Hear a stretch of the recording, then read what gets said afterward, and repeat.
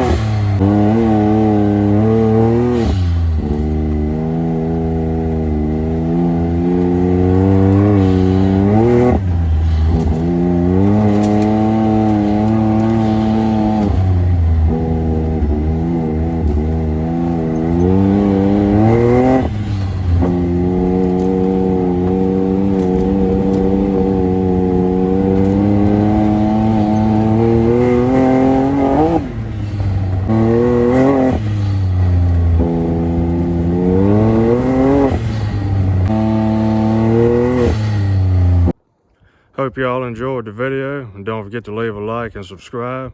And also don't forget to head over to rpmsxs.com and pick yourself up one of these awesome blow-off valve kits. I highly recommend it. They sound awesome in person. And also don't forget to use our code OUTLAWS at checkout. It'll save you 5% on your order. See you on the next one.